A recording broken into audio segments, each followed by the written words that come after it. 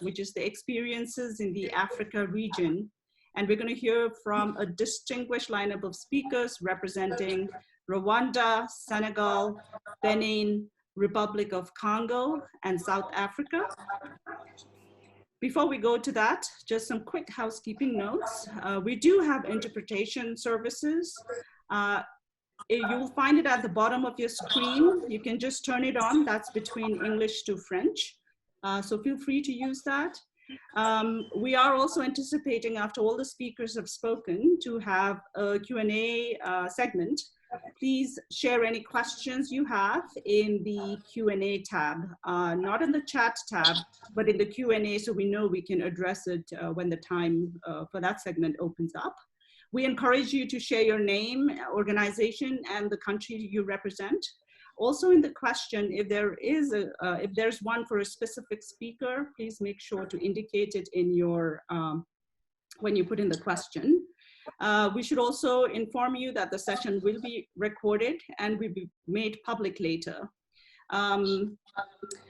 We apologize for the wait. I know we've had some technical issues, as you can imagine. Bringing a virtual forum is not an easy task. I know our colleagues have been working round the clock, trying to accommodate all the time zones. So thank you for your patience. So we'll open and start away, but I am going to, before handing it over, for the sessions to start, I would like to introduce our moderator, Ms. Christiane Boani, who's the head of Operations Management Unit at the Regional Center of Excellence Against Hunger and Malnutrition, in short, SERFAM, as many of you already know. She's based in Abidjan, Cote d'Ivoire. SERFAM is the regional hub for exchanges, partnership building, and South-South cooperation. It's a result of partnership between the government of Cote d'Ivoire, so thank you, the government of Cote d'Ivoire, and the World Food Programme. The main agenda and their objective is to support African countries in their national efforts to develop and implement sustainable policies and programs to achieve SDG 2, zero hunger, and combat all forms of malnutrition in line with the 2030 agenda. So without further ado, I will turn it over to our moderator for the next few minutes or so. So thank you all for joining us from wherever in the world you are, and here's to a great learning ahead. Over to you, Christiane. Thank you, Manta. Thank you, colleagues. Thank you for the introduction. Thank you, GCNF, for this invitation. SERFAM is really glad to be represented here today and to facilitate this session. It's a pleasure to see and to moderate this session with so many friends, and we really hope to get the most of this session, learning from countries' experiences, and really facilitate this learning, which has been a crucial and important moment to help countries advance their programs. No? So we have a very rich session today. We will have some of the speakers that will join a bit later due to some engagements at the government. But for me, so I have the role today to walk you through this session and help us to take the most of these countries' experiences in Africa, which you know, you have been working with that as a very different but very rich in their uniqueness. So just a bit on the introduction. This session will offer us the opportunity to hear from 3 countries, from Western Africa, Rwanda, but also from, for Eastern Africa, Rwanda, and West Africa, we will have Benin and Senegal that will also join us, and Southern Africa, we will have South Africa. So we will be able to see from the different regions their examples, their testimonials of their learning. And especially, as you know, and you're facing your daily basis, we are in already 10 months into the COVID-19 pandemic, and it will be a very important learning for us to hear from them how their school feeding, how they have managed their school feeding to adapt to these new circumstances, and also to respond rapidly to the new features that this pandemic brought in the education sector. Which were the obstacles that they have faced, and how were their solutions or their innovation?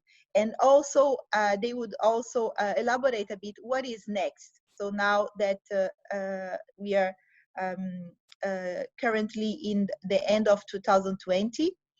So again, we are very glad to have you all here. We were supposed also to have an introduction from a colleague from African Union, Ms. Abraham Asha, but he had some problems in electricity. As you know, or some of you know, African Union, under the Commission of Human Resources, Science and Technology, has operated a cluster on homegrown school feeding. And this cluster is responsible for producing a work plan where African Union is going to establish activities and actions to support governments to advance their homegrown school feeding programs. The cluster is a combination of partners, WFP, FAO, UNICEF, governments still to join. And it's a very important continental initiative to motivate countries to really discuss about their learning and challenging on advancing school feeding programs. So I'm not sure. I just wanted to confirm, Manta, if we have our speakers online. Probably just they can confirm to me. I can't see if Senegal and Benin are online. Miss Alice, okay, good. I see Miss Alice Mineo is here. I don't see if Senegal is here. Just let me confirm. So far, we have Miss Alice. Okay, so maybe Miss Alice, bonjour. I think that I hope that you are fine. Thanks for you bonjour, to. Bonjour, bonjour, Oui, monsieur. bonjour. Bonjour Thank you. à tous. Ok, on vous Vous écoute. m'entendez? Hi to everyone. Can you hear me? So just a moment, I'm going to introduce Vous me voyez bien? Oui. So we are going to start with Miss Alice from Benin. She will introduce our session. Madam Alice Minginu is the member of the cabinet of the Ministers of Education for primary education in Benin. And she is the representative of the minister in the, as a technical advisor on the session on the Ministry of Decentralization and Cooperation in Education. She has already been also director of the minister's office, and she has worked very close in the implementation of the national school feeding program, integrated school feeding program in Benin.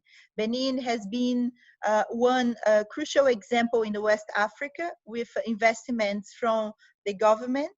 And it will be a pleasure to hear from Madame Alice on Benin's experience during this time of COVID, and what her government and has under her leadership has been doing to face these challenges.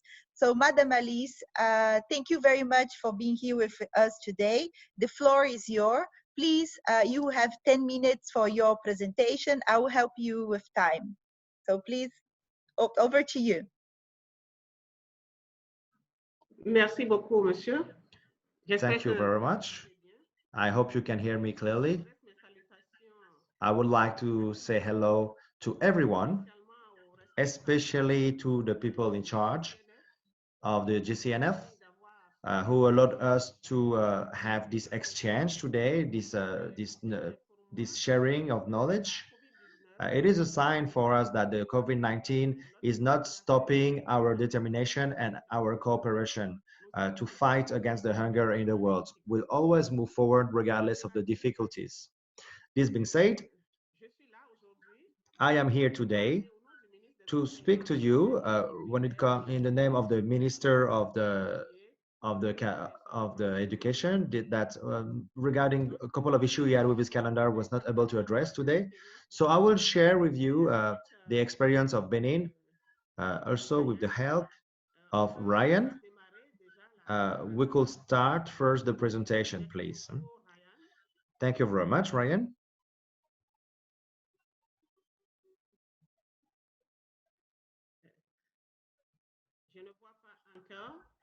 I don't see it yet. The first slide.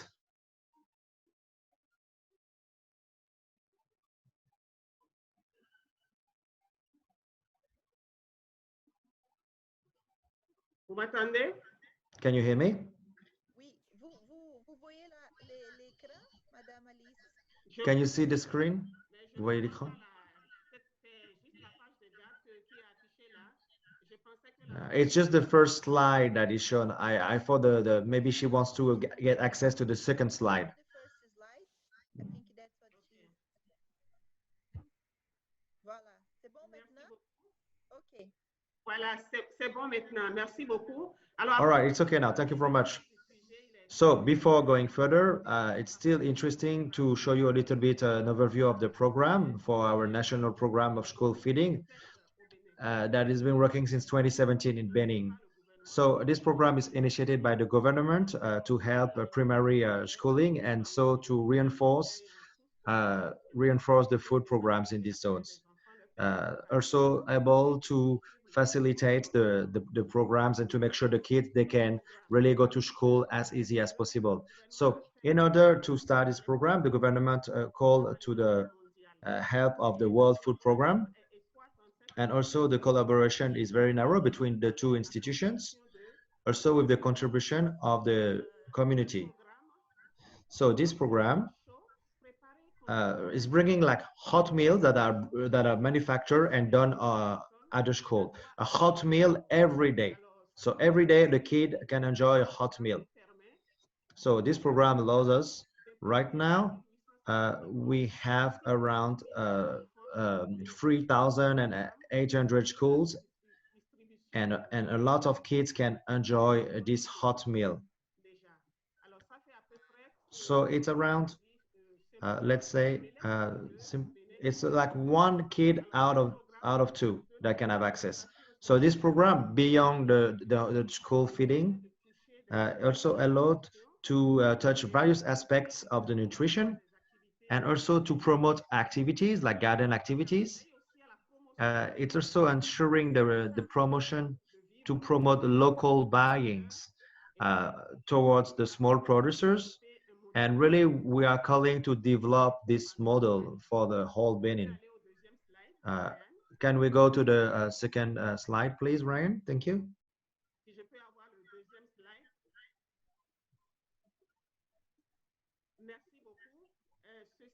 All right, thank you very much. So this is to show you a little bit the different aspects that we work with. So this approach of a home of food in the school can be integrated. So there are many different aspects. For instance, for health, for hygiene, and we're working with collaboration with the different Ministry of Health and the social affair also. When it comes to the nutrition also, we talk about nutrition. Like I told you in the past, we're developing that in Benin, so the buyings can be done locally to the local producer, and also involving the communities is something very important. The parents are part of the management committee of the canteen, of the school canteens, so they also support, they help the people who learn for the school gardens, and they contribute to make better the basket, the food baskets with the government from Benin also, and also the participation of technical partners. So the parents really help the operational side of it, but they also work with the government of Benin and also the other stakeholders, international stakeholders. And there are also other organizations like NGOs and also private sector that is helping to consolidate this program of school feeding. Thank you, Ryan, to move forward now to the third slide. Thank you very much. Here you can see, I can come back. So what is the object of this meeting that we have today? To share the various experience. So it's very good to say again that the COVID, the first case in Benin were registered in March 2020, the 16th of March 2020. We got the first cases. And the number starts to grow up to today. But we have an action plan, a national action plan for that. So concerning this plan, to reply to the pandemic of COVID-19 when it comes to the education. So what we did first is we closed our schools for 2 months. But it's good to mention also that when we registered the first COVID cases in Benin, the academic year was really, it was almost the end actually of the academic year. We got 3 semesters and we were at from 1 month or 2 weeks, no, 2 weeks from the end of the second semester. So the holidays that were supposed to arrive at the end of the second semester has been anticipated, and so the kids were sent home. So there's been a systematic closure of each school for 2 months. And then all the schools have been reopened wave by wave. So the kids stayed at home from April to August for some, but the first kids to come back came back at school from May. So when the schools were closed, what have we been doing? Well, we've been working, we've been trying to keep them during this closure for this program. For instance, the food is disposed in advance at the school, and the school are serving the supplies until stock lasts, and then there is a new stock coming, or when the stock is almost done, there is a kind of action plan that we have to receive some more. So it has been done, so the food can be always on site and can be fresh and available when the school starts. Especially in the areas with high humidity, because we have to mention that when the kids went sent back home, it was the start of the rainy season over there. So during the rainy season, we have to be careful. Also, there could be some floodings. So we have to make sure that all the food received is of quality and is available, and that is properly organized with the participation of the management for the canteen and in the school.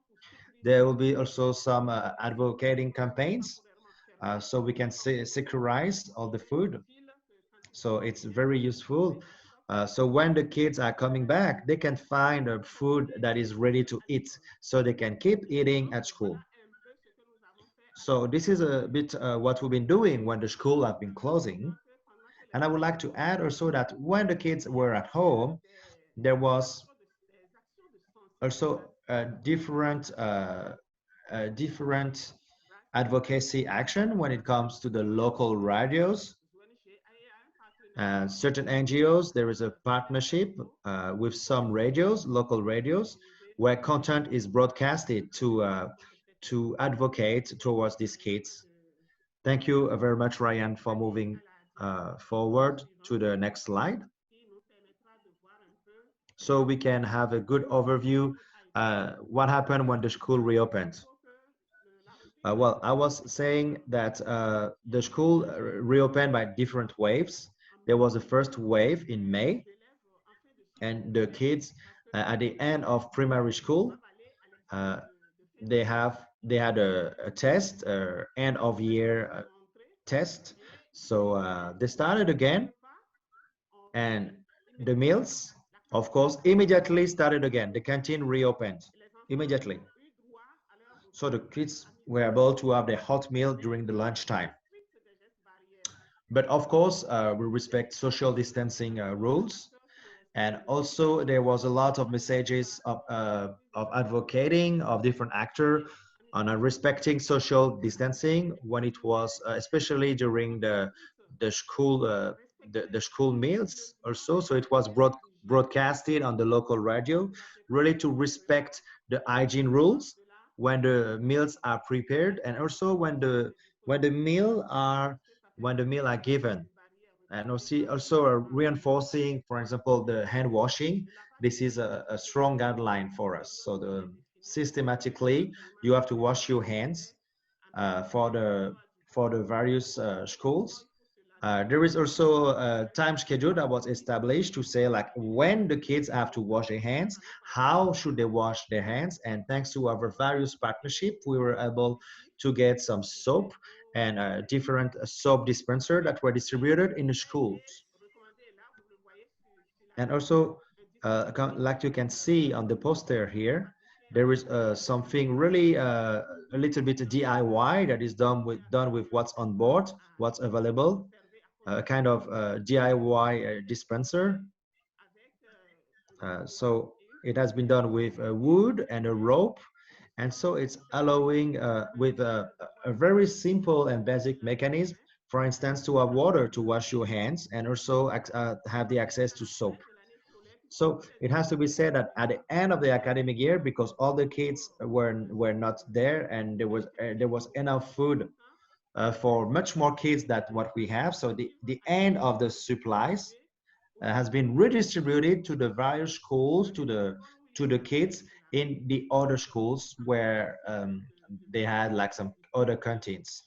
So there were plenty of supplies that were given also to the family of these kids to continue to help them and to make sure they can have access to proper supplies, and so they can go through the shock a little bit of this pandemic. Ryan, next slide, please.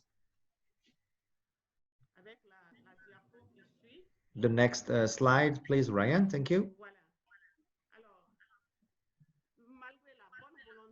So despite the goodwill and the work that we've been doing, we still had some challenges, major challenges.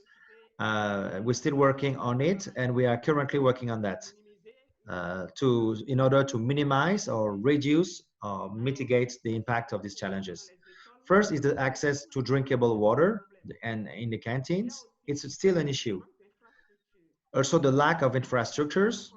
Right now, the kids are eating on site, as I told you, but many schools, the kids are still eating, for example, in the classroom. So they just clear a little bit around and they take the meal in they wash their hand first, and then they really eat in the classroom.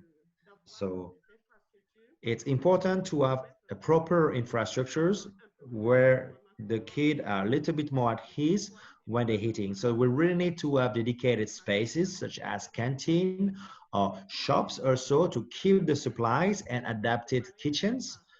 So the food can be prepared accordingly, even if it's done with local material. It has to be also proper labeling on how to cook the different elements. Also, accessibility for the various places of our country, the Benin. Humidity is a problem during the rainy season. We have difficulties that come to us for the schools located in very humid, in zone rural areas with a lot of humidity. So we have to work to find the right formula. So the supplies that are stocked, that are kept, will be kept in a pristine state.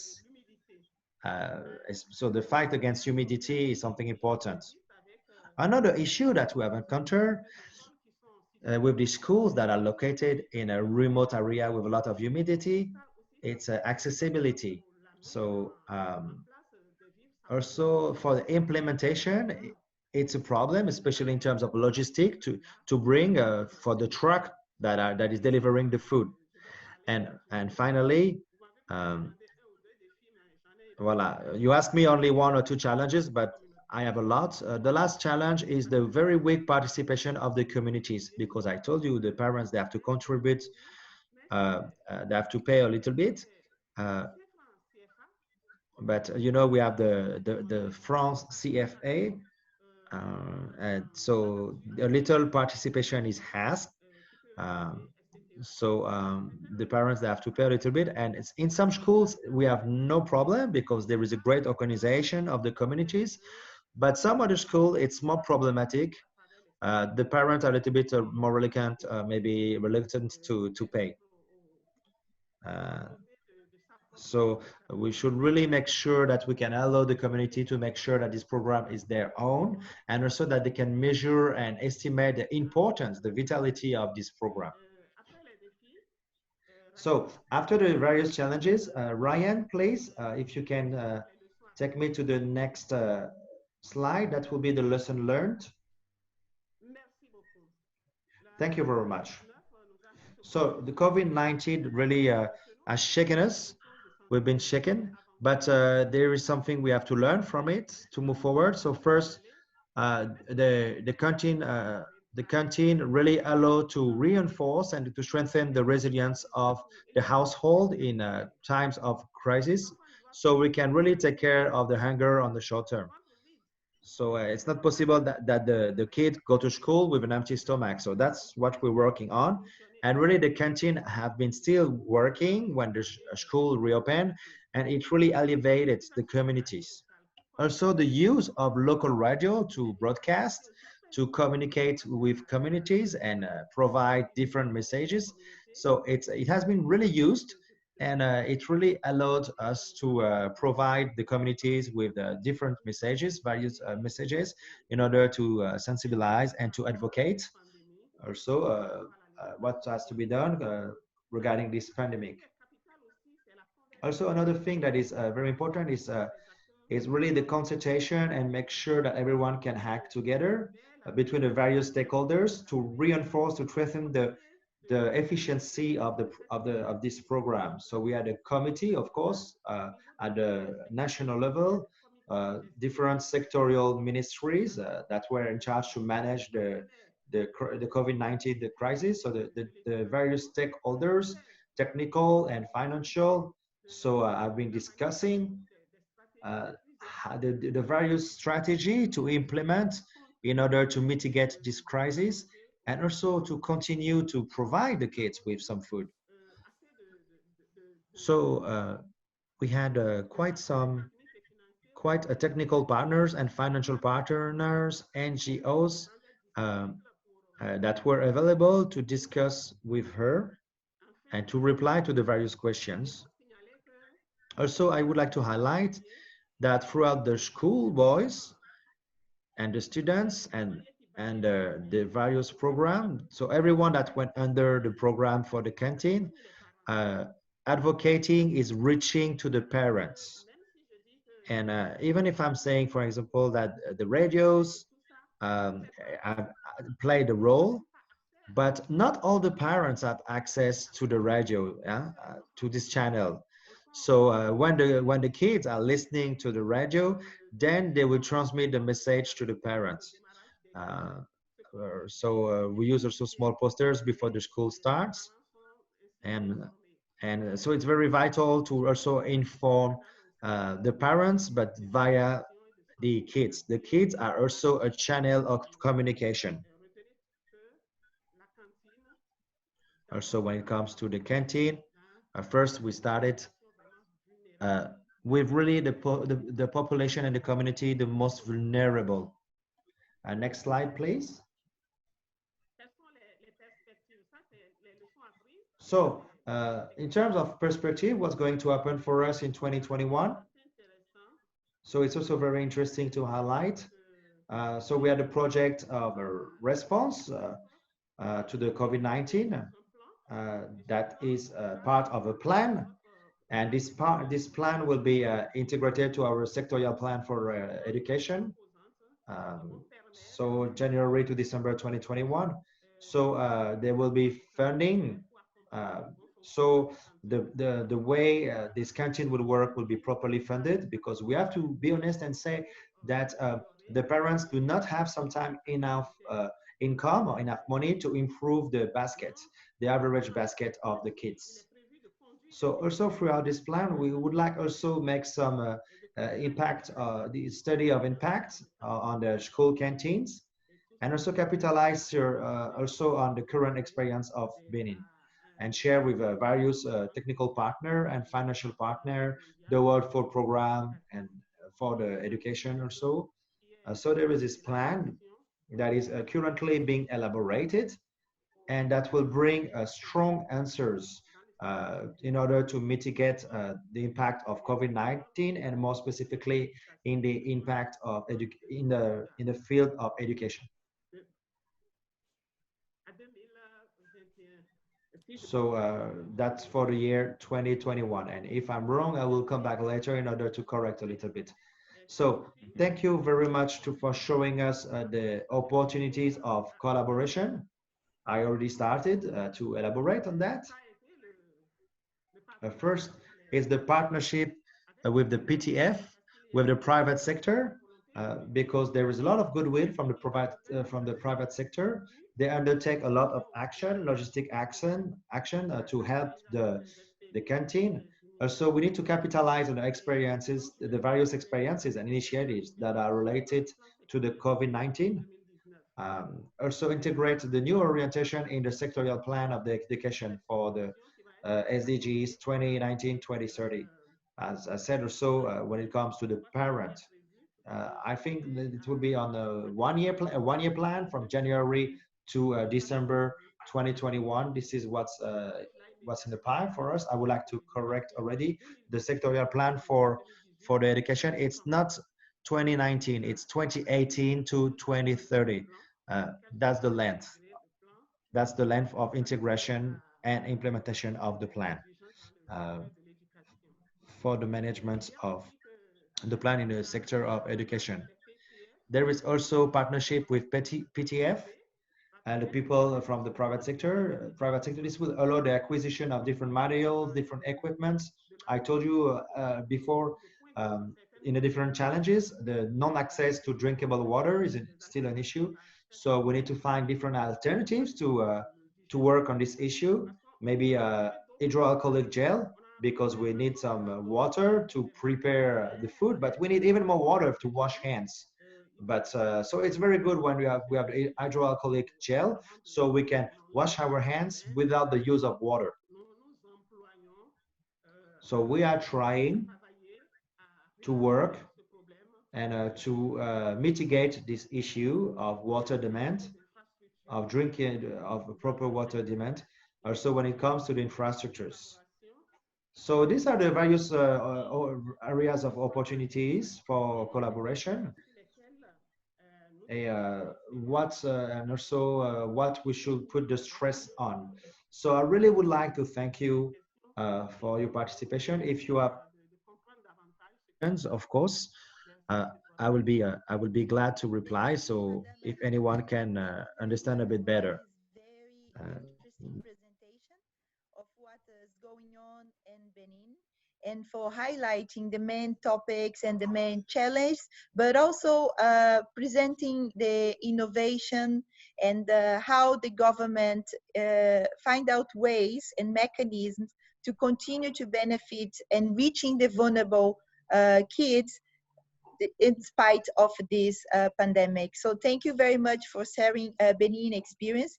I think we have seen many important highlights. The integration of the program, the comprehensive actions implicating education, health, community, the communication strategy to reach beyond the school kids, but also the households, and trying to influence their behavior. So normally getting family involved also in what would be some new behaviors, no, to face the COVID pandemic. So I think that was also really using the schools to go beyond the kids, but also to influence community behavior. I think that's also, and for sure, not at least, the home growing connection, linking to the smallholder farmers, and all the adaptation that you put together in infrastructure to make sure that the program could resume immediately after the COVID. So this is just some of the points that I think we should mention. We will have more opportunity to come back to you later, but we now have other colleagues from countries that are here, and I'm very excited. I see the director from Congo is there, the director from Senegal is also there, and I think the director of South Africa has also joined us. I'm not so sure for Rwanda, but we will know soon. But so I will call Elijah. He's a director from Senegal, and I will let him introduce him a bit. But I wanted also to invite Senegal and my colleague from WFP, Abdoulaye, to join us and present what has been Senegal experience in facing the pandemic for the past 10 months, what Senegal was able to put in place, and which innovations or challenges have you faced, because I think countries have a lot to learn from each other from challenge, and what would be, what happened in Senegal and what you're doing now, and what would be the next steps. So please, Elijah and Abdoulaye, can you take the floor for your presentation? Over to you.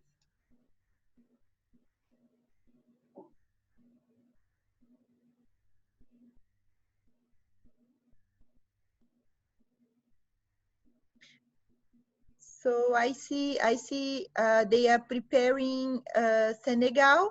So let's do like this. While, I don't know if Senegal is... Oui, oui, s'il vous plaît. C'est arrivé? Elijah, bonjour. Please come in.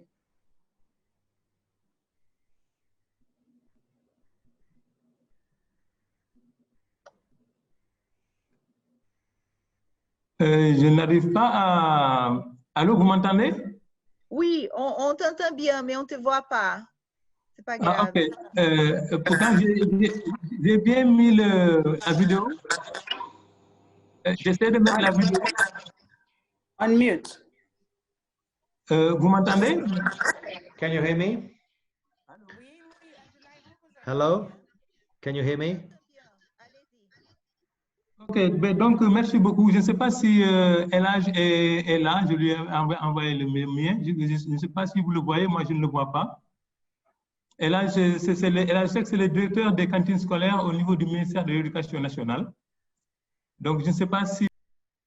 Donc, Abdoulaye, on va faire comme ça. Je pensais qu'Elijah était déjà connecté. I thought that Elijah was already connected with you.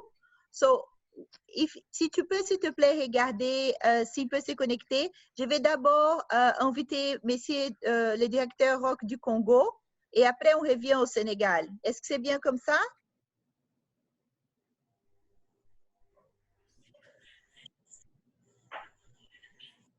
Ok. Je Donc, pense que oui. on revient tout à l'heure. Hein? Donc, okay, so thank you. So please. Donc,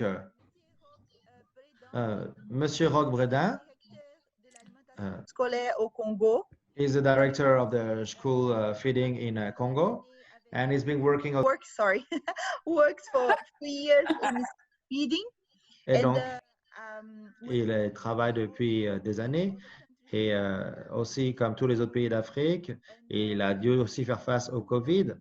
Et on va apprendre un petit peu l'expérience du Congo sur ce qui a été fait et quels ont été les différents défis et quel type d'innovations ont été mis en place ou quel type d'actions le gouvernement a mis en place afin de s'assurer que les enfants puissent continuer à être nourris à l'école lors de la pandémie de Covid. Donc, comment ça s'est passé? Donc, Monsieur Roch Bredin, s'il vous plaît.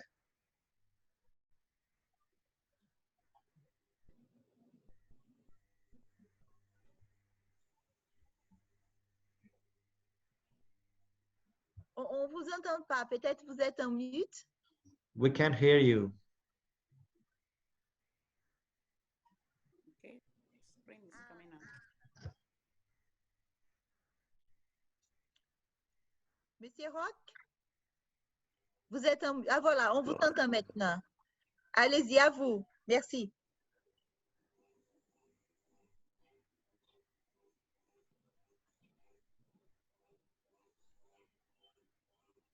On ne vous entend pas. Allô, là ça va? Ah oui, maintenant ça va. Merci beaucoup, allez-y. D'accord, Bienvenue. Et à merci. vous pour la présentation. D'accord. D'abord, je remercie les organisateurs du forum. Comme vous savez, nous avons toujours participé de façon présentielle au forum mondial sur la nutrition de l'enfant. Aujourd'hui, Covid oblige, nous sommes obligés de le faire en virtuel, donc en visioconférence. Nous n'avons donc pas le choix. Je suis M. Roch Bredin Bissalan Kunku, directeur de l'alimentation scolaire au ministère de l'enseignement primaire, secondaire et de l'alphabétisation. J'ai donc la charge de vous présenter la communication de la République du Congo parce que Monsieur le ministre de l'enseignement primaire, secondaire et de l'alphabétisation, du point de vue de son calendrier, n'a pas pu être avec nous ici. Comme vous pouvez donc passer au deuxième diapo. Voilà, nous vous illustrons d'abord l'image des cantines chez nous au pays. Diapo. Allô? Voilà, je vais vous présenter un aperçu des cantines scolaires et de la politique nationale d'alimentation scolaire. En République du Congo, les cantines ont commencé à exister depuis 2001. Nous avons donc adopté la politique nationale de l'alimentation scolaire en 2016 avec les partenaires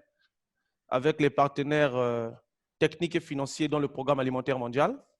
En mars 2017, le Congo a eu la charge d'organiser la deuxième journée africaine de l'alimentation scolaire. Et dans la suite logique de la stratégie sectorielle de l'éducation, suivant les recommandations de la deuxième journée africaine de l'alimentation scolaire, nous avons donc créé la direction de l'alimentation scolaire par décret numéro 2017-516 du 29 décembre 2017. C'est suite à cela, nous avons donc organisé le premier forum national de l'alimentation scolaire du 6 au 7 mars 2018, ce qui nous a poussé à installer la direction d'alimentation scolaire et à booster au niveau du Conseil des ministres l'approbation de la politique nationale d'alimentation scolaire sous le décret numéro 2019-447 du 30 décembre 2019. Diapo.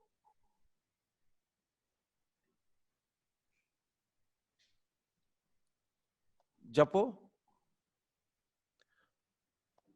Et depuis donc la mise en œuvre de cette direction, nous avons donc bénéficié de quatre types de financement. Donc, on a le financement de Marc Goverdon qui couvre près de 75 000 élèves dans 7 départements. Nous avons donc Charve 1000 qui est un financement du gouvernement canadien qui couvre 7 500 élèves dans 2 départements. Nous avons donc, suite à la pandémie, à la survenance de la pandémie COVID-19, le Congo, avec le partenariat, avec le programme alimentaire mondial, a bénéficié de la réponse du partenaire mondial d'éducation au Covid, ce qui nous a permis donc d'avoir une allocation des fonds pour prendre en charge 22 600 élèves. Nous avons donc mis en place dans les stratégies qui sont les nôtres, en partenariat avec notre partenaire, les cantines à Boala, qui sont des cantines basées sur la production locale. Donc, les élèves doivent consommer les produits du terroir et nous couvrons pour ce type de cantine 3 626 élèves, soit un total global pour la couverture en cantine scolaire de 108 000 élèves, de 108 726 000 élèves, dans 409 écoles. Vous savez, le gouvernement du Congo est l'un des rares gouvernements à appuyer la politique nationale d'alimentation scolaire ou des cantines scolaires. Si bien que cette année, on appuie aux vivres qui existent déjà dans les entrepôts du programme alimentaire mondial. Le gouvernement a contribué à hauteur de 11 millions de francs CFA, soit 20 000 $ américains pour les cantines basées sur la production locale, avec un octroiement de 72 tonnes qui vont couvrir donc toute l'année scolaire. On rappelle, nous avons eu en 2000… Allô, vous me suivez? Dans un call, hein? Oui, s'il vous plaît. Allô? Mettez, Abdoulaye, Diapo? fermez le micro, s'il vous plaît. Allez-y, pardon, monsieur, continue. Diapo. Donc, vous avez là l'illustration des cantines Yabouala. Là, vous avez du mbala pinda, qui est une forme de snack de manioc et arachide qui sont confectionnés par les mamans regroupées des coopératives agricoles. Diapo. Nous allons donc rentrer dans le vif du sujet pour voir l'impact de la pandémie Covid au niveau des cantines scolaires. Nous avons noté que depuis que le premier cas de Covid a été détecté dans notre pays, donc en mars 2020, qu'il y avait la détérioration des indicateurs de sécurité alimentaire et de nutrition à l'échelle nationale, avec la crainte de la survenance d'un fossé nutritionnel et éducatif à cause de la pandémie. La réponse a donc été immédiate parce que le gouvernement avait donc fermé l'école pour éviter la propagation à travers la déclaration du gouvernement faite par le Premier ministre le 18 mars 2020. Il nous fallait donc réagir plus vite pour ne pas donner l'occasion à certains ménages de sombrer dans la paupérisation. C'est là où donc, avec le PAM, le PNUD et l'UNICEF, nous avons distribué des rations sèches dans les départements abritant les cantines scolaires. Et cette distribution a touché plus de 70 000 élèves. Et l'assistance a été donc pour 3 mois. 446 élèves du CM2 en phase d'examen ont bénéficié de façon exceptionnelle les cantines Yabouala. Diapo. Pour avoir de la résilience au niveau des cantines scolaires suite à la pandémie Covid, nous avons donc fait un plaidoyer au groupe éducation pour l'élaboration du plan de réponse sectorielle et allocation du Fonds partenariat mondial pour l'éducation pour la riposte Covid. Donc, près de 108 000 élèves bénéficient des cantines depuis le mois d'octobre avec un quart des produits locaux. Et depuis l'ouverture des cantines de l'école au ministre des enseignements, 5 800 du 27 mai 2020, approuvant le protocole sanitaire relatif à la réouverture et au fonctionnement des cantines des établissements scolaires dans le cadre de l'urgence sanitaire consécutive à la riposte contre la pandémie Covid. Dans des écoles, nous avons donc placé des cubéténaires. Nous avons mis en place des automates de désinfection assistés par les partenaires techniques et financiers. Si bien que dans les politiques que nous voulons mettre en place afin de lutter contre le coronavirus en milieu scolaire qui pourra impacter demain le fonctionnement des cantines scolaires, nous pensons mettre en action sur l'accélération vers les cantines locales et le renforcement, inciter la communauté locale à faire face à la pandémie Covid-19 et aussi à donner l'impulsion aux cantines scolaires à travers le gouvernement, les partenaires et la communauté, un accent de résilience pour que ces cantines soient à même capables de faire face à la pandémie Covid-19. Diapo? Diapo? Quelles sont les opportunités que nous offrent les cantines scolaires sous Covid? Déjà, vous allez voir ici des images sur les rations sèches et les dispositions que nous avons eu à prendre pour lutter contre la propagation du coronavirus en milieu scolaire. Parce que, comme vous savez, chaque ménage a un écolier. L'écolier est infecté. C'est le ménage qui s'infecte, c'est la société qui s'infecte et c'est le monde entier qui s'infecte. Donc, nous avons mis en place plusieurs partenaires qui nous assistent à cet effet, si bien que le ministre de l'Enseignement primaire, secondaire et de l'alphabétisation, suivant les orientations du chef de l'État, a distribué à grande échelle les cubiténaires, à distribuer à grande échelle les gels hydroalcooliques, des masques chirurgicaux. Donc, les opportunités que nous offre la pandémie Covid-19, c'est d'assister les élèves par la distribution des rations sèches et de mener des plaidoyers en interne et en externe au niveau des décideurs financiers sur l'impact d'une pandémie dans la vie scolaire et nutritionnelle de l'élève. Diapo. Voilà de façon résumée ce que nous avons eu à faire depuis la fermeture des écoles et leur réouverture en ce qui concerne les cantines scolaires. Et je reste à votre disposition pour des éventuels enrichissements, des éventuelles interventions. Je vous remercie. Merci beaucoup, Monsieur Roch-Bredan. Oui, c'est vrai. Merci beaucoup. Oui, je me souviens, nous nous sommes rencontrés. Here is just online, but at least we had the opportunity to discuss a bit, and I think just realizing how Congo has been handled this unique moment with COVID-19 will be also learning from different countries. No, I think we have seen for these two initial presentations a strong engagement from the government in trying to continue and keep priority for school feeding programs despite the challenges of COVID-19. Also, I think we have seen that the evolution in Congo with the creation of the school feeding division and the policy that was approved.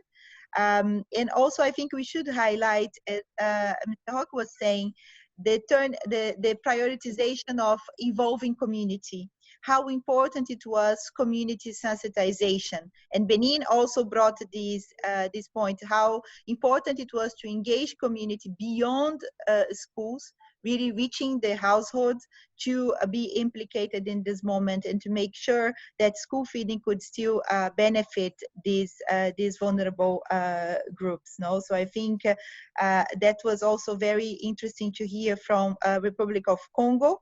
And again, we saw the link with resilience, the importance that school feeding could also contribute to increase resilience at these local communities. And thank you, Mr. Roch. And I would like to call now to hear from the Southern Africa. So I have Ms. Neo Sedeti. She is the director of school feeding in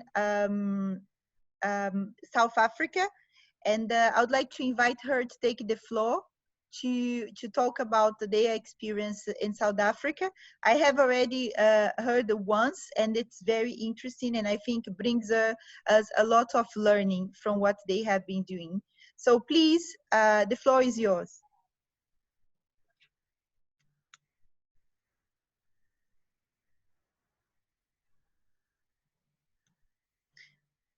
Ms. Neil, can you hear me?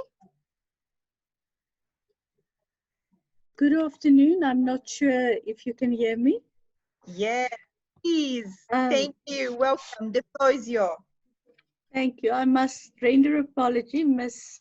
Neo Sedeti is not available. She is attending a course, and my name is Karina Miller. I work with her on the National School Nutrition Program.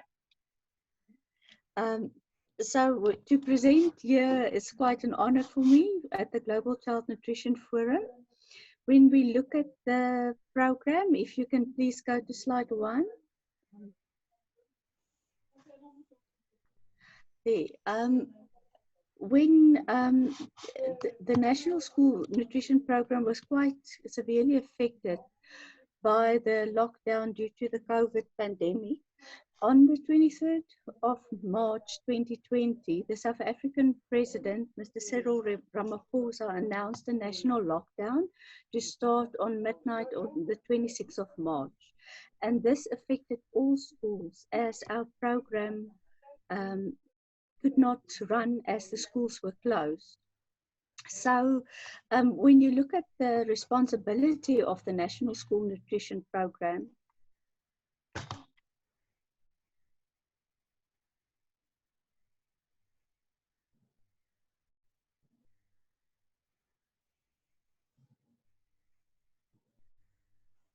Hello?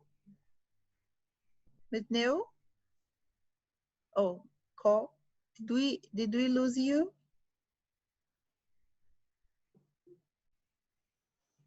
Hello? Well, as you know, with technology, we may have to adapt a bit. Let me see if she's still there.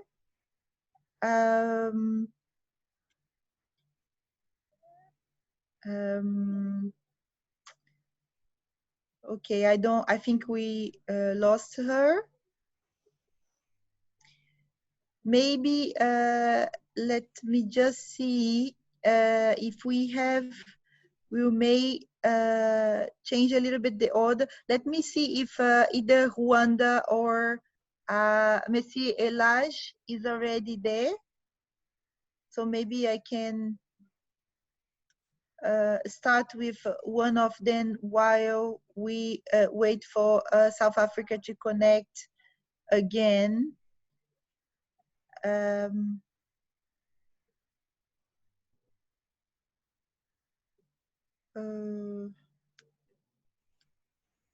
Okay, she has just exited the meeting.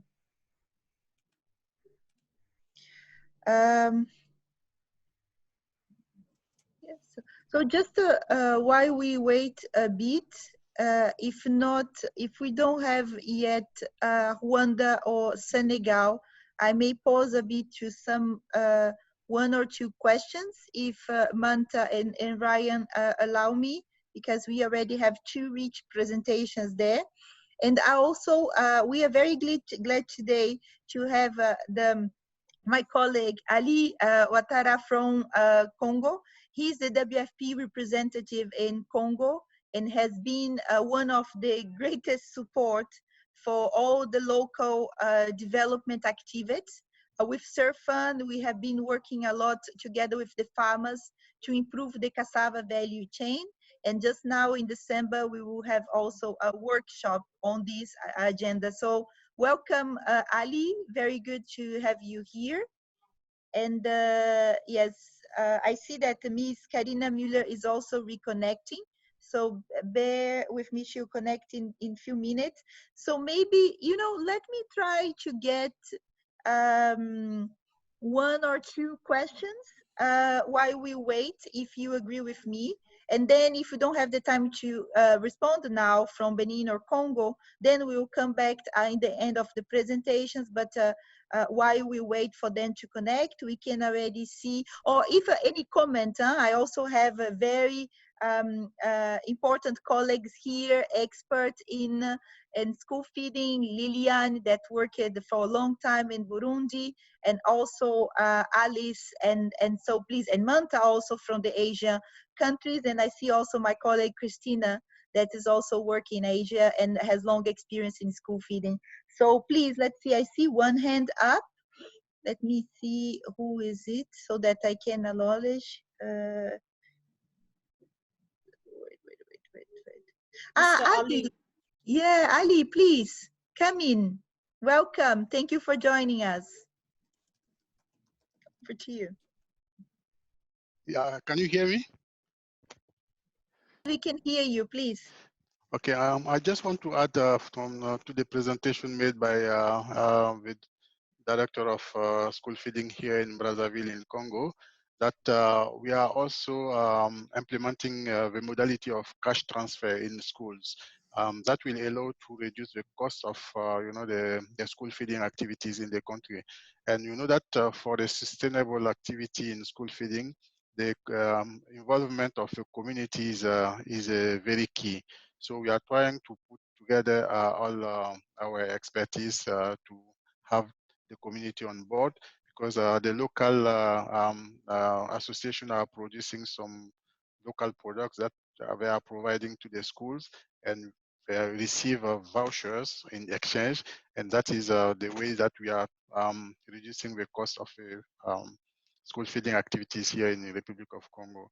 You can notice that despite the country having a port, there is a long delay in food delivery in the country. So passing through cash transfer that can also reinforce the local economy, can boost the local economy, and also provide schools, kids with their preference regarding the type of local diet they can consume. I think that this is also a good opportunity to share the experience with other countries, and so that we can see how we can have a sustainable school feeding program in our country. The contribution of the government is very welcome because for a few years we didn't have this kind of contribution, but the last 2 years we are receiving the contribution from the government, and we are also trying to do a handover process to provide to the government some schools that they will themselves manage for the school feeding program in the Republic of Congo. This is what I was trying to add to the presentation made by the director of school feeding. Thank you. Thank you, Ali, very much for this information and for all your work together with the country director, Jean Martin, for these activities in development of the government of Congo. I think we heard from Monsieur Roch that there are many initiatives going on and innovations that you're trying. I think the one connecting to the improvement of cassava value chain is also very, very interesting, how to increase options of market for school feeding. And as Mr. Roch was saying, all the exploring local opportunities and to really address the challenge of COVID, you know. So I think that's also something that we saw also in the Melin's presentation, and that can bring a very important lessons on the whole of communicating well to the communities and implicating them and acknowledge their contribution to this kind of challenge. So yeah, thank you very much. So do we have any other comments or question while we are waiting? Okay, so I see Hello? that Miss Karina is back. Is it right? So if she's back, we'll just go straight to give her the floor. Hello? Oui, Abdoulaye. Excusez-moi, oui, si vous avez terminé cette partie, excuse me, if this part is finished, I will be able to present. Unfortunately, I was not able to have the minister, but I can make the presentation for the Ministry of the National Education if you want, because we've been working together during this time. So just please. So just to let you know who goes first. So Kari. Or you prefer just to present without? Okay, I see video is coming.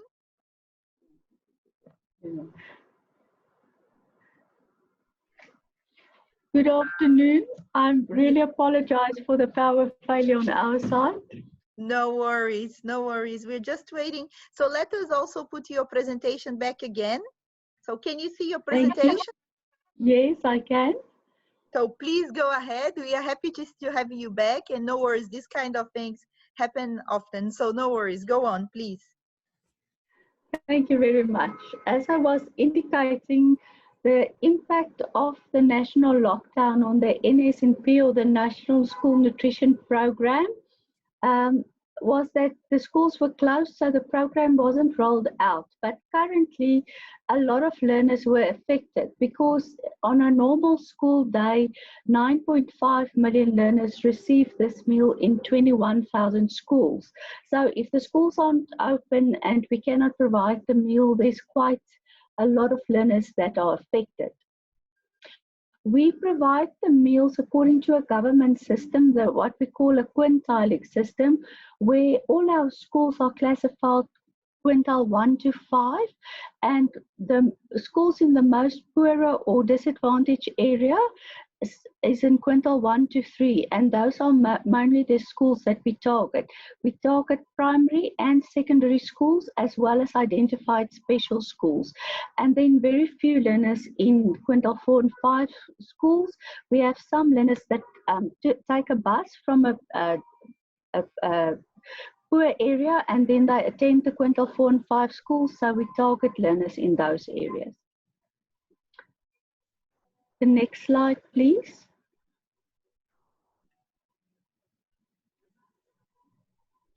Then the NSNP implementation, when we look at this, South Africa is quite fortunate as our program is fully government funded, where in this current financial year that starts in April 2020 and end next year, March 2021, we received 7.7 billion rand for this financial year.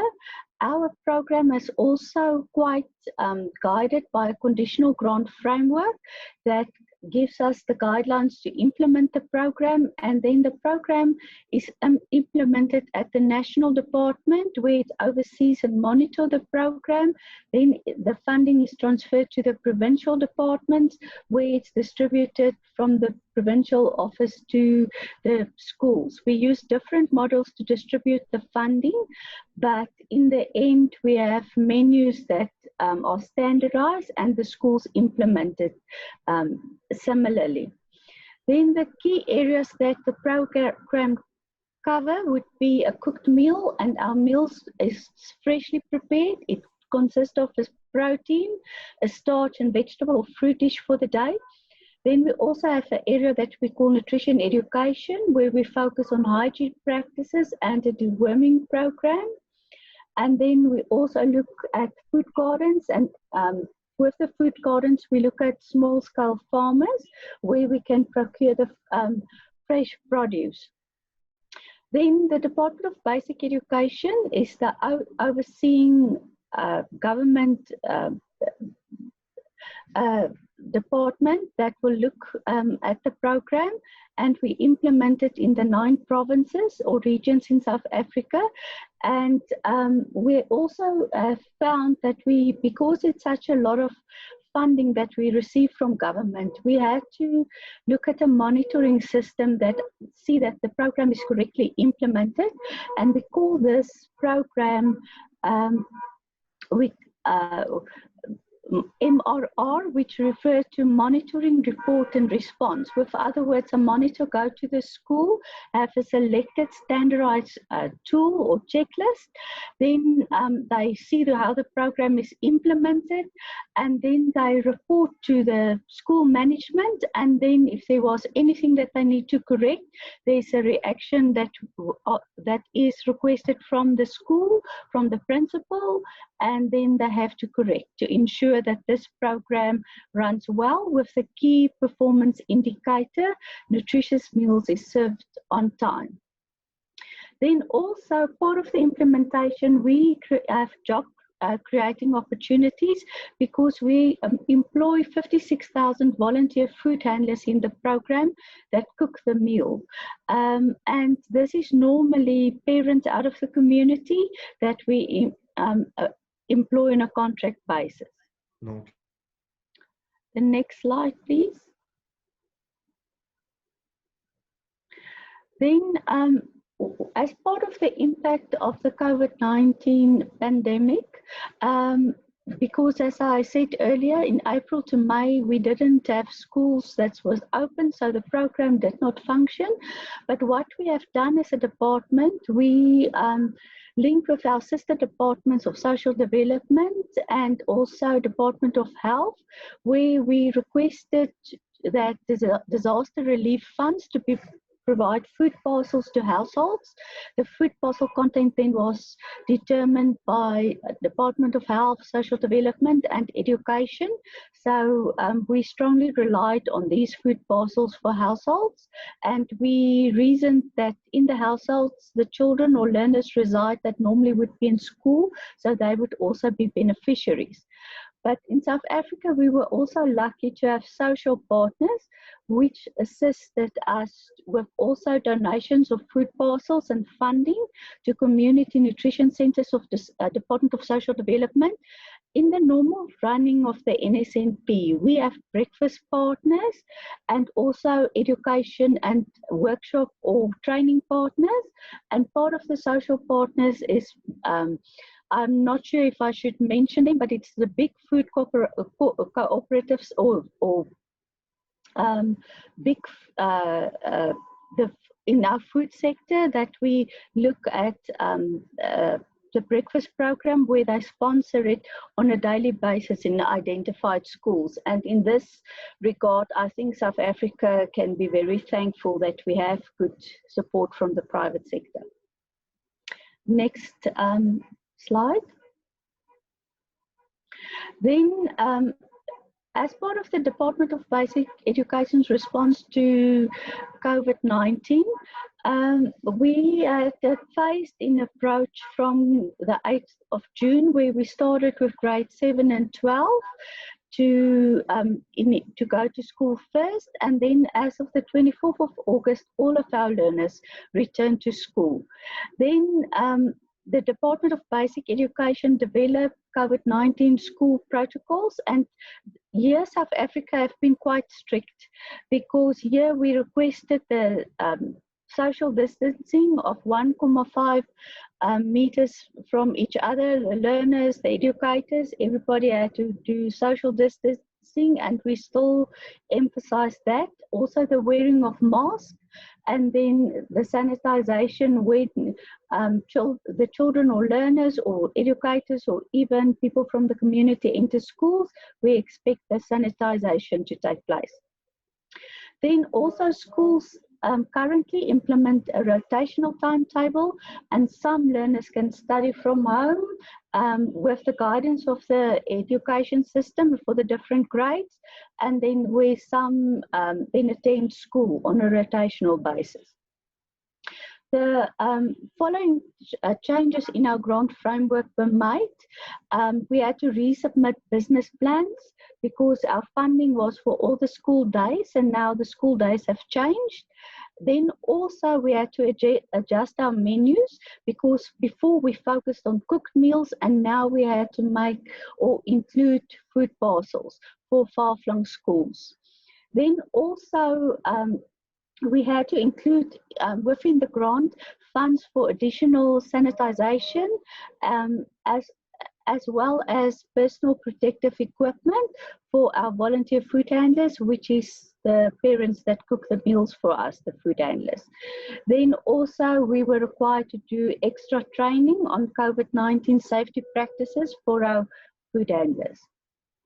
The next slide. Here you can see pictures where you see the social distancing, where learners queue and they have to wait to be served. This is just a few of the pictures that we have from learners at school.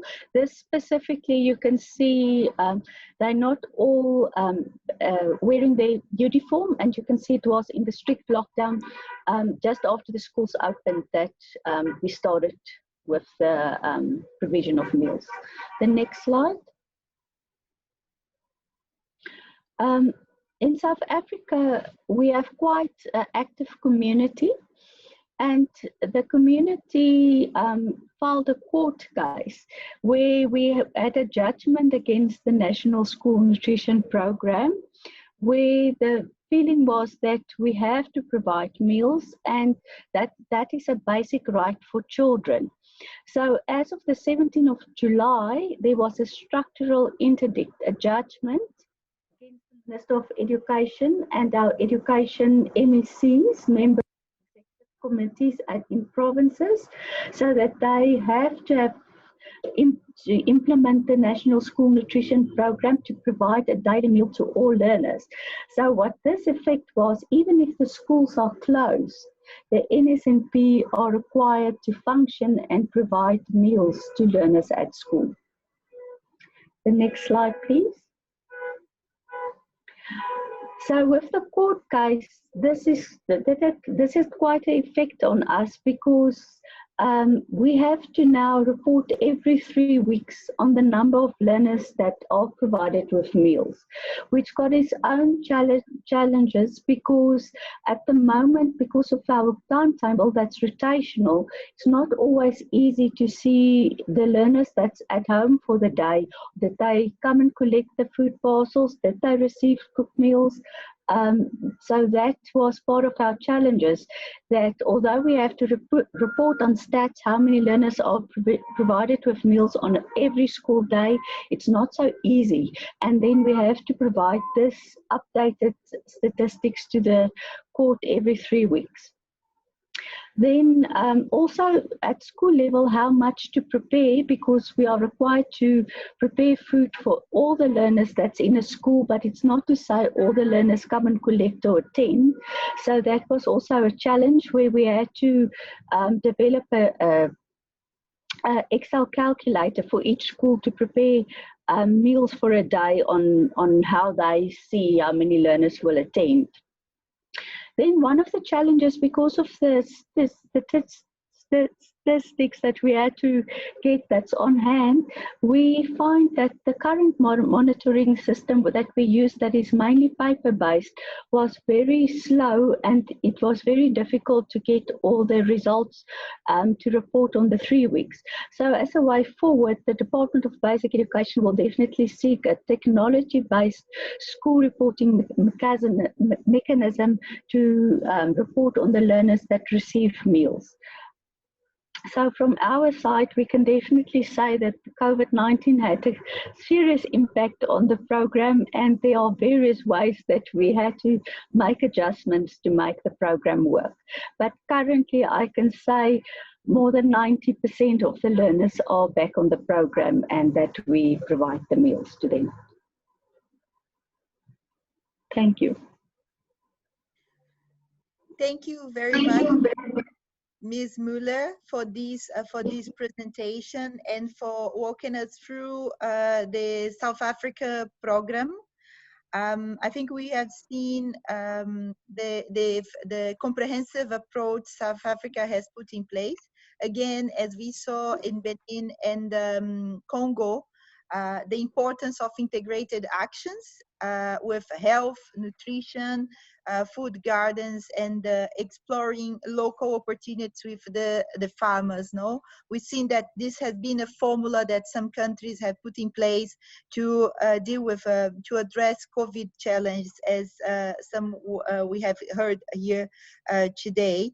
And the new, I think the highlight from the South African experience was the importance of investing in effective monitoring and evaluation mechanism that could help then the government to understand the whole process of school feeding, where were the challenges and how they could address it. No, and of course a highlight for the court statement and the mandatory disclaim to ask the government to continue providing school feeding, and the importance of reporting and to the government. I think these all shows a very clear prioritization for school feeding in South Africa. So thank you very much for this presentation. I'm sure we'll be able to hear a bit more during the questions, and that's a very interesting example. So I will call now Senegal for a very short and brief presentation. We are running out of time. We apologize for that, but as we need to deal with some technical problems, these can take place sometimes during this online virtual learning that we are having now in GCNS. So we apologize for that. Please bear with us. We will try to catch up a bit of time so that we can still have some time for questions. So I will call my colleague from Senegal. He will make a quick presentation about the Senegal experience. And then from what I see, Rwanda is also here. So after the short presentation from Senegal, we'll call Rwanda and then have some moment for question and answer. So Abdullah, please, the floor is yours. Okay, merci beaucoup, Christiani. Je sais pas si All right, thank you very much, Christiani. I don't know if you can hear me. Hello? Yeah, we can hear you. All right, so I'm sharing my presentation now. I don't know if you can see it. All right, can you see my presentation? Oui, oui, oui.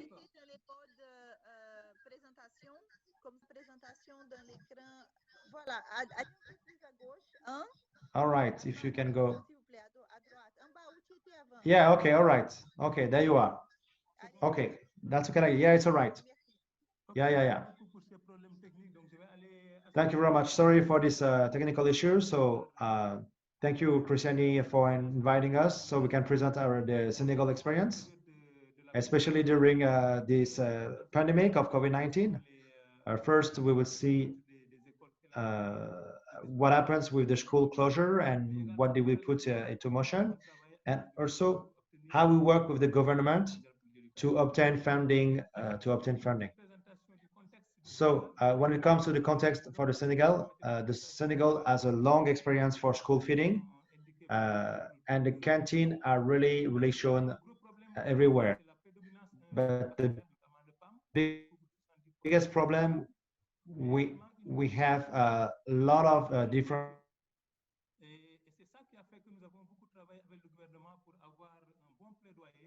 qui a amené le président de la République à mettre en place, à financer un programme. Hello?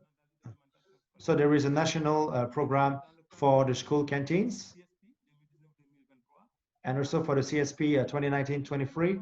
So the school canteen is the entry point for all this intervention. So it's very important on this. That's within this context that the COVID-19 appeared. And so we stopped the classes from the 23rd of March. And from this date, the kids were not able to beneficiate some food anymore at school. So we had to put a whole new dispositive, like we will see. But at the same time, as I said, we're working with the government so we can obtain partnerships and funding with the Ministry of Education. So our intervention, there is two sides, the CSP and the other one. So if we can, it was about giving on a daily basis some food for the kids living, for the defavorized or kids living in a harsh environment. So make sure that the kids can have like a safe ingredients, safe elements, and nutritive ingredients, nutritive food. But when it comes for the COVID, it was really contribute to the safety when it comes to food and make sure the kids can come back at school and try to mitigate the impact of COVID-19. So when it comes to the targeting, of course, it's the rural zones and also zones where there is a large insecurity when it comes to the food, and also where the school indicators are the weakest. So we were able to help 128,000 kids in 605 schools. And afterwards, we got like over 100,000 students in 633 schools. So, which means in total, we had around 235,000 kids in around 10 different regions. So this is an overview. In blue, you can see the regular school canteens. And in green, you can see the extended. And in yellow is the school canteen that were open in reply of the COVID-19 pandemic. With the, so it's in a partner partnership. So like I told you with the COVID, the school has been stopped for 3 months. About 100 kids didn't have access to any meal, and from the 25th of March, so we put a dispositive called Learning at Home. So the kids, the students that are at home can still learn. So it's called Learn at Home, and it's a partnership with the national television, but also with different system in the rural zones. So this lasted for 3 months. The kids that were in the end of primary that were supposed to pass an exam, so they went back to school on the 25th of June. And so we started really to change. We started to change dispositive again. And So yeah, it was not safe yet for the kids to prepare the food. So the first thing was to give the food for this kid that was in the CN2 grade. So, and for the kids that were into other classes, we did some cash transfer. So all the money that we had remaining in our basket, all the kids that were allocated for the school and canteens, we sent this money to over 93,000 kids. So it was electronic. We wired the money electronically, so the kids and the family could buy some food by themselves. As you can see, we have different kind of pictures.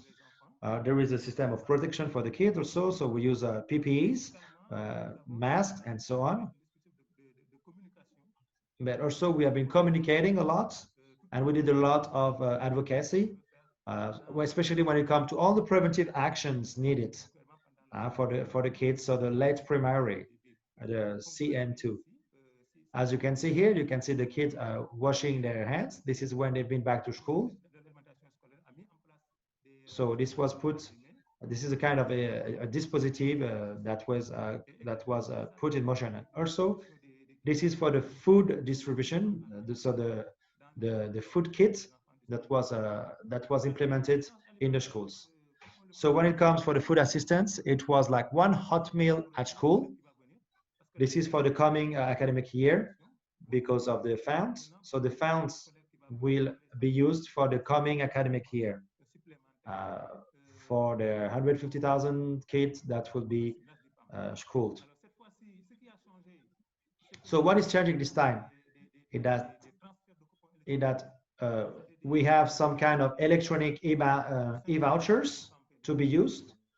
So before it was paper-based. Now it will be used electronically based. So it will be you will be able to exchange this voucher with supplies, and the food preparation will be done by the moms. Also, we will provide some masks, some PPEs, especially also for soap and hydroalcoholic gel, to make sure we can protect the women preparing the food. Also, we will strengthen the capacity of the various stakeholders and the various actors, especially in the schools, to give individual meals, because in the past the kids, they were all eating from the same dish. Now it will be conditioned individually. So the next steps,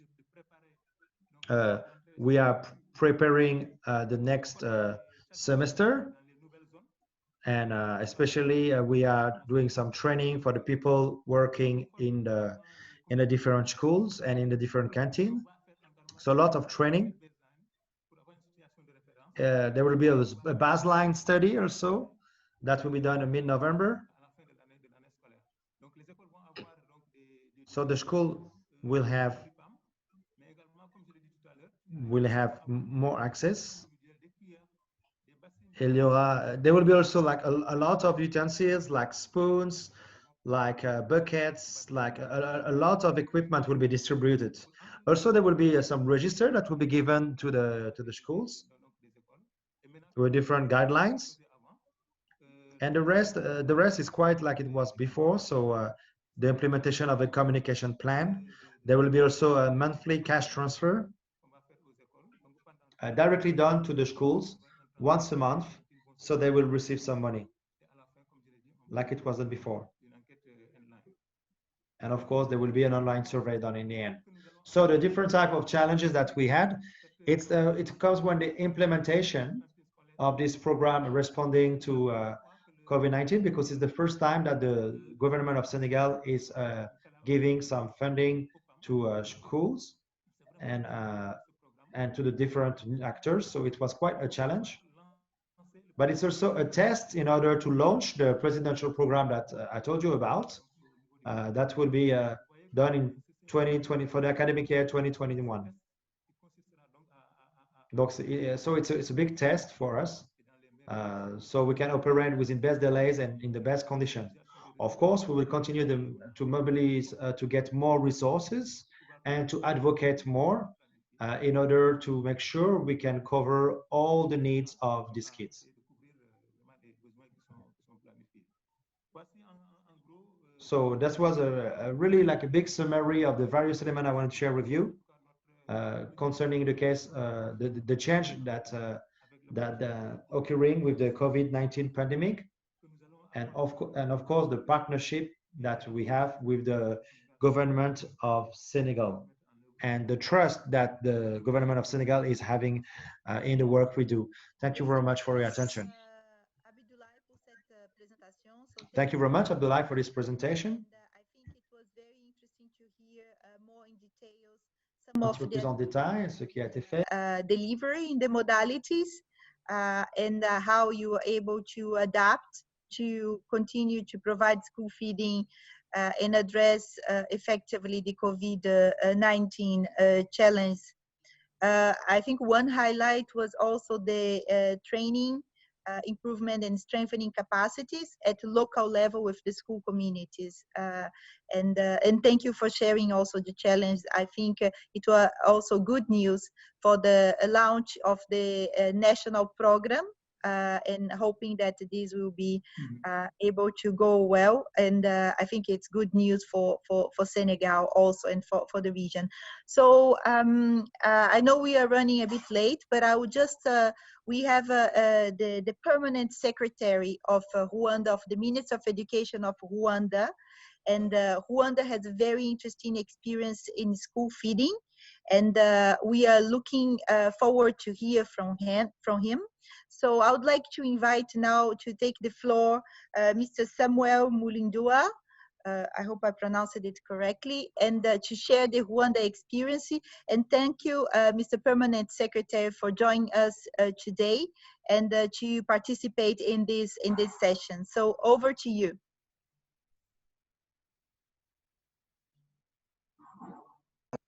Thank you very much, Madam Moderator. Good afternoon, distinguished ladies and gentlemen.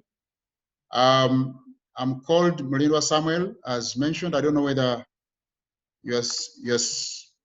Oh, sorry, just a minute. I want to put on the video. Hello? Hello, Mr. We can see you. Yes. Thank you very much. Welcome. Thank you very much. I'm going to present the National School Feeding Program in Rwanda. Next, please. Next slide.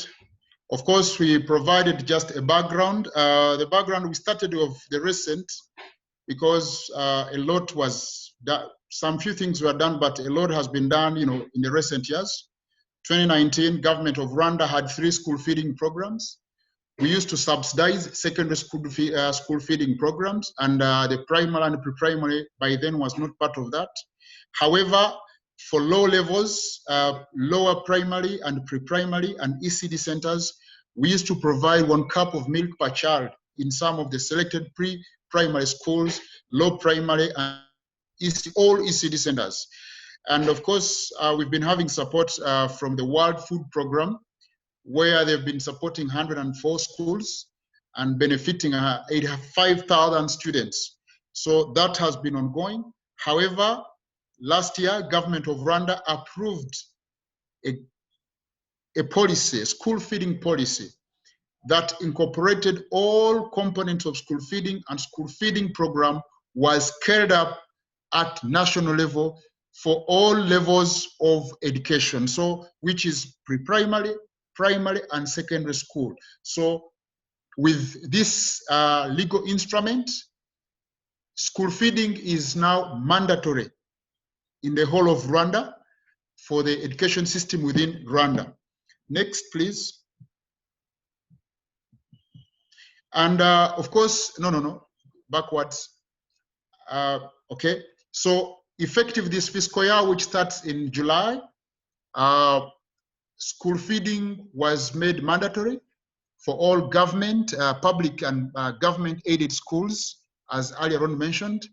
And in private schools which are not funded by government, instructions were issued by the Ministry of Education to ensure that all private schools also have school feeding as a mandatory action. So which means that the whole education system, people have to be fed. Of course, I would say that much as the budget was provided and preparation has been done, we were somehow, interrupted by the COVID-19 because in March schools were locked up. However, this very month schools have opened.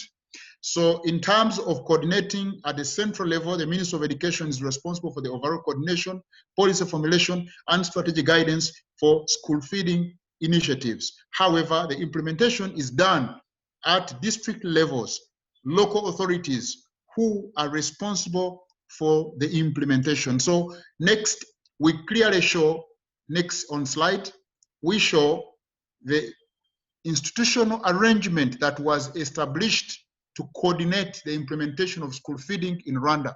At national level, we have the steering committee, the school feeding steering committee, which brings together different key players, development partners, ministries, and different government agencies to ensure that this exercise is done well and appropriately. And of course, it was streamlined within our school feeding technical working groups. So we have periodic meetings with all our stakeholders to know what is transpiring, what is being planned, what is being implemented, and what is being scaled up within the school feeding arrangement. And for the first time, initially, we did not have the school feeding unit on the organizational structure of the Ministry of Education. It was established to ensure that there is a very close follow-up at policy level of school feeding. But district level have school feeding committees with different key players, vice mayors, people in education, health, social affairs, agriculture, cooperatives, private sector key players. They are all part and parcel of that. And it goes to the low levels up to the level of a school. And at the level of school, there is very serious, strong engagement by the teachers, students, they are part of it, plus parents. So that is the institutional arrangement that will help us to streamline and make it efficient as we scale up across the whole country. Next, please. And this is the status. Initially, we've been feeding 680 within secondary schools. These were the ones who are getting the subsidy from government, but effective this fiscal year, we are now making it almost 4 times, close to 4 times students getting a subsidy for school feeding. And the budget was, if you compare the budget we used to have, which was around 8 billion Rwanda francs, close to 8 million, that one was multiplied, I think, 6-fold. So an increment of 583% was given to ensure that primary schools and pre-primary are also brought on board. So initially, the resources were relatively small, but now resources have been increased substantially, as you can see, with that proportion. And of course, the subsidy of government will be around 40% of the cost of the meal. And the remaining balance shall be provided by the parents' contributions in cash or kind, because even that arrangement was accepted in our school feeding arrangement. Next, please. So some of the recent developments, of course, I mentioned briefly, we're now going to be feeding 3.3 million pupils from 680. And of course, we're going to scale up parent contribution. And of course, the subsidy, we talked about it. And this is in financial terms, this is what has been done from $8 million to $54.7 million. And the institutional arrangement, I think I mentioned about it next. So in addition to providing food, government embarked on a massive construction of kitchens, especially in primary schools that were not having school feeding program. Initially, this was meant for secondary and some of the schools which had a section of primary and secondary. However, we had these numbers of primary schools that were not having school feeding, and we have established, constructed well-equipped kitchens to enable the school feeding to commence in these schools.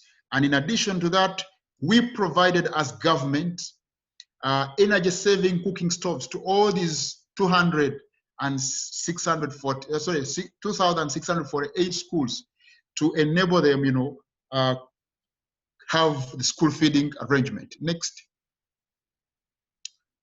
So in addition to that, of course, we are highly appreciative of our partners who have played a key role.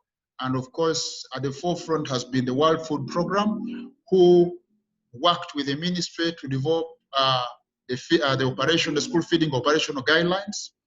We worked with them to come up with a menu modeling of nutritious, locally sourced meals for school feeding. And these are regional based. So depending on specific regional food baskets, so was the menus modeled. And 3, we designed with them the low-cost permanent hand washing stations and kitchen. So especially in an event of COVID, government has rolled out, locally hand washing stations, and it is being scaled out across all schools within the education system of Rwanda. And in addition to that, we have made an integration of school feeding indicators in the school data management information system. So initially, the component of school feeding was out of the information management system for the education sector. That has been done to ensure that, equitable distribution, because the unit cost we provide is given per child and times the number of days that are expected within an academic year. So it can easily be followed from the information management system. And finally, in respect to that, capacity design for capacity strengthening, training materials for school feeding implementation was also done. So we've had support from our development partners to strengthen that component, which is going to streamline the school feeding program across the country. Next. Next, please. And I would like to bring to your attention, ladies and gentlemen, the initiatives that have been done. The government of Rwanda got $10 million from the Global Partnership for Education, and of the $10 million were meant to provide a response to COVID, especially during that a lot was impacted, especially some parents lost some jobs, especially the low-income earners who were affected, and we designated $5 million to target the subsidy. I mentioned about the subsidy of government, but there are some people who were affected negatively, especially the very poor. Then instead of requesting to complement the school feeding for their kids, at least for the first 3 months after the opening of the schools, we are going to top up. So in 11 districts out of 30 districts within the government of Rwanda. So that is going to target around 807,000 pupils or students who are coming from the poorest families. So at least during the course of this, as we are getting out of COVID, they won't be bothered to contribute. This is around close to 25% of the kids within the education system of Rwanda. So they will have a subsidy to accompany them in 3 months. Thereafter, they would have stabilized and also provide their own contribution. Next. So, and of course, $1 million was also designated to hand washing exclusively. However, this is not the only number of schools. We have scaled up hand washing equipment, but this amount was designated for the most remote schools, and other schools which are not so remote were instructed at least to have hand washing station with 12 taps to ensure that kids are clean and don't infect each other the COVID. Next, as I'm almost concluding, of course, during the lockdown, there are some boarding schools that had made big stocks. This was redistributed again to the very poor families, at least to accompany them during COVID-19 pandemic. And we developed guidelines ahead of school reopening.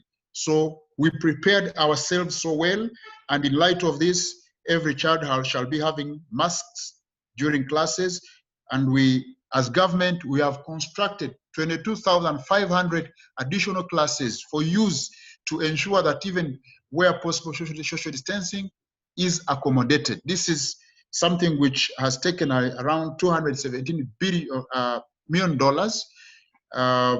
to ensure that, you know, even the social distancing is possible amidst the COVID-19 pandemic. Next. So next. So finally, the final component I'm mentioning is the simplified mode of procurement of school feeding staff. So initially, through the conventional approach, it was a little bit complex, and sometimes pupils and students were not getting nutritious food. So in light of the modification that we did, the method of procurement of various foods was adopted, which was strengthening or bringing the opportunity for local markets, strengthen the local markets, especially for smallholders. So within this strategy, we are advising schools to get food stuff within the locality. Next. Next slide, please. So which is readily available and locally sourced. So with that, we shall have involvement of the parents in the purchase of food for their children, which brings very strong ownership of school feeding by the parents. So the parents are going to be part of the committee, get the locally produced foodstuffs. And with that, we strengthen even the locality or leave the resources within their localities, because specific regions have food endowment which is different from each other. So this is a component that has been adopted, and of course that shall be utilized moving forth within the government of Rwanda. Next. Thank you very much for your kind attention. God bless. Thank you very much, Ms. Mulindwa, for this very comprehensive and enlightening presentation.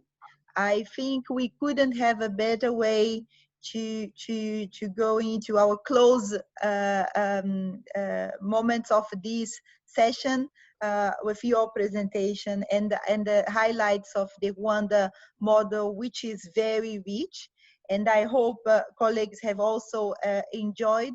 I think we have learned also that COVID, it's true, it was a challenge this year, but COVID was also a moment for opportunities. And I think the countries that presented here today is a clear example of how you could use a very adverse situation to focus in what is priority, to focus in an intervention like school feeding that can really bring multiple benefits, that can engage multiple stakeholders, and that can really open the space for more community implication, for learning, for long-term and durable solutions for health, nutrition, and learning. No, I think that's one, and also the link with farmers, that's also looking at local development and a long-term approach to engage these vulnerable groups in these solutions. So it was a confirmation of the importance of school feeding, the importance of engagement of countries, and prioritization for financial involvement and implication of also these countries. I just wanted to open the floor. Maybe I didn't see any questions, but is there any one or two very quick final comments from the audience before we do some final remarks and we conclude? I know a bit out of time, but I think it's worth it because the presentations and lessons shared here among these countries can really serve to all that were here and for others that will need to know what to do. And I think even some solutions that need to be further explored, as the simplified procurement process from Rwanda, the financial contributions also that these countries have managed to get during this very complex time. So let me see if I have any final comment or hands from the audience. I don't see it. Just 1 minute to see if there anyone. Okay, so I have one. I will just, Amel, please, just a very quick 1 minute comment from your side. Amel is my colleague from Benin. Please, Amel. Ok, merci beaucoup. Bonjour Christiani, bonjour à tous. C'est vraiment une très bonne section, très riche. Je voudrais demander si on pourrait accéder à toutes ces présentations, surtout la présentation du Sénégal, du Rwanda, pour voir, comme tu viens si bien de le dire, comment est-ce que ces expériences-là sont vraiment en termes d'extension de programmes sont en train d'être mises en œuvre. Et je remercie vraiment tous. C'est une session très riche où on a beaucoup appris. Merci, Christiane. Merci beaucoup, Amel. Bien sûr, les présentations seront rendues. GCNF website. I think Ryan and Manta can also bring more explanation on this topic. So I don't see any hands up, but I will probably just, yes, I think I see another one. Please introduce yourself. Very quick message, 1 minute, please go on. Mr. Mekwanent Dagnew, please.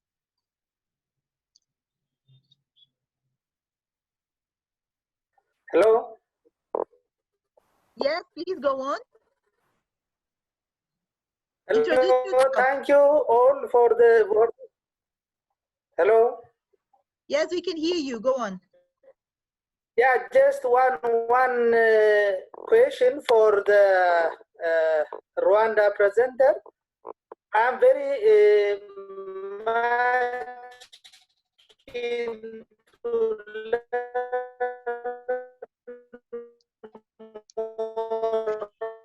Sorry, we can't hear you. The procurement is very interesting. The community is involved. But is the national government send the money to the school? Or can you hear me now? Yeah, sorry. So the first point is for him to explain a bit on the procurement process, and the second one on the money to the schools, right? Yeah. Who is managing the procurement? Is the school committee responsible to manage the procurement, the whole procurement, and the national government is responsible to send the money to the community, or not? I need to learn more about on this. Thank you. Okay, thank you. So just before I go to the Mr. Permanent Secretary, I have also Ms. Odia Sise, please, Mr. Hi, my name is Odia Sise, and I'm working with Counterpart in Senegal. I just have a question for Rwanda. They had mentioned that the government is contributing 40% of the school meals, and I just wanted to know if they had a price per meal that was identified, and if so, how much that was. Thank you. Okay, thank you very much. So we will stop here with the questions. Thank you very much. So I will just pass the floor to Mr. Permanent Secretary for a very quick, just 1 minute response.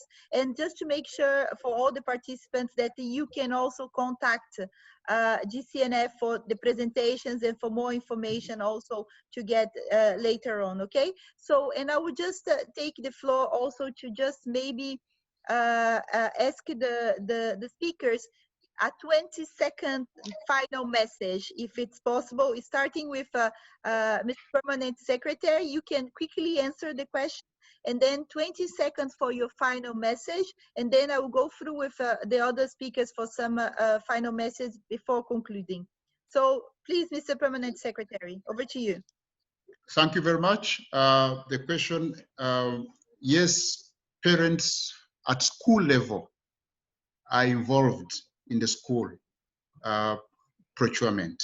So there is the leadership of the school, representatives of parents, and even a few students who know. And of course, they constitute that group. So it was decentralized up to a school level. So number two, resources are sent to schools, because the way it is done, since we use a unit cost through our information management system, we know specific children per school from our information management system. Then we use a unit cost per child. The cost per child, the resources are sent to the school. So all the resources are with the school. Of course, what we always do from central level, resources are sent to the district, then the district, based on the number, they decentralize the resources to school level. Now, the cost which we did, we closely worked. Actually, our relationship with the World Food Program has been excellent, and they've been working hand in hand with the Ministry of Education. So we came up with a menu. We agreed with a menu, and of course, it was regional based, because specific foods which grow in specific regions might not necessarily be in another region. So we had regional menus, and those regional menus were agreed, and we established a unit cost across the regional menus. And of course, that very cost is where we did provide as government a subsidy of 40%. So I think that's what I can say.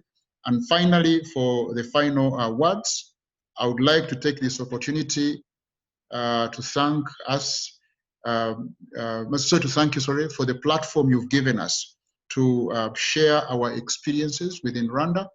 Of course, we are in initial stages. We are still learning, and definitely willing to learn some of the best practices elsewhere, especially for those who have been able to scale up school feeding across the whole education system. So we're in the initial stages and very willing and open to learning new best practices. Thank you very much. Thank you, Mr. Permanent Secretary, for this very clear message, looking for new learnings and good practice, and for sharing Rwanda experience. So Ms. Alice, please, 20 seconds, what is your final message? Alice from Benin, please.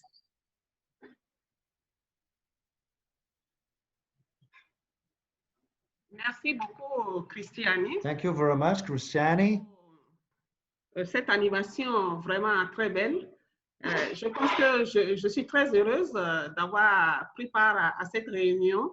L'essentiel pour nous, ce que nous recherchions, c'est d'entendre les autres pays et de voir un peu comment ça se passe et en tirer des leçons pour nous-mêmes. Alors, je pense que le minimum que nous avons à garantir à nos enfants, c'est qu'ils mangent bien et à leur faim. Alors là, le programme d'alimentation scolaire dans les écoles, nous sommes plus que jamais déterminés et nous sommes sans cesse à la recherche de tout ce qui peut nous faire avancer dans ce domaine-là. Merci beaucoup, Christiane. Merci à monsieur du GCNForum. Merci à toutes les équipes techniques. Rianne, coucou, et à tous les autres, salut. Merci bien. Thank you very much, Ms. Alice. Ms. Roch Bredan du Congo, vous êtes là? À vous maintenant. 20 secondes, message final, s'il vous plaît.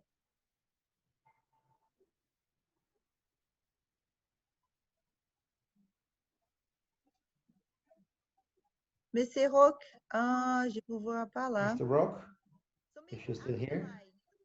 So maybe Abdullah? Tu peux venir? Message final, s'il vous plaît.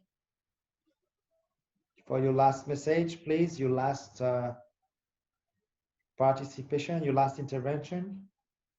Okay.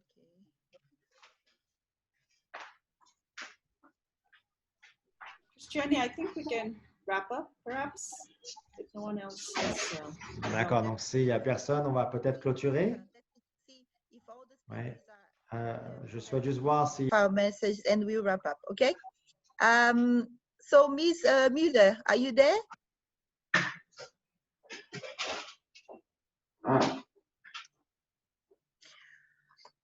Yeah, so I don't see the other speakers. So just we are running out of time now, so I think it's our time to say goodbye. And thank you for all of you for these very learning and inspired sessions with your experiences. I think we were able to hear very similar challenges, but also very innovative solutions. And as I said, countries were able to use school feeding to really address the issues of COVID, but turn each into an opportunity more than really only obstacles. And I think it again confirms the importance of school feeding, its multiple benefits, and the interlinkage it can really have with other sectors. So thank you very much to all of you. I will just hand now to Manta, and just to let you know, the presentations will be available in the show notes by the end of the day into GCNF virtual platform for the forum. So I hope you have enjoyed this session. Thank you very much for our speakers. Thank you for the interpreter. And thank you for all of you that made this session so interesting. And I hope you have learned it and see the value of exchanging these experiences. Thank you very much. Manta, I don't know if you have any final comments before we just close. Over to you. Thank you so much, Christiane. And I do want to join everyone thanking Christiane for the awesome job you did. I know it wasn't easy with all the technical issues we had. To all of our distinguished panelists and speakers, thank you so very much. It is indeed, you know, when connectivity becomes a challenge, it's both a boon and a bane, but we really appreciate the knowledge that you shared with us. It is a full week ahead. This is the final week of the forum. So on behalf of GCNF, I thank you all again, and I hope you'll continue to join us in the conversations and really appreciate the work that you've been doing in your respective countries and making the world so much better. Thank you. Have a good evening. Good day. Good night. Bye-bye. Thank you, Manta. Bye. Thank you, all of you. Thank you very much. Bye-bye. Merci beaucoup à Christiane. Merci à tout le monde et bien des choses à tous. Au revoir. Yeah. Thank you very much to all and all the best.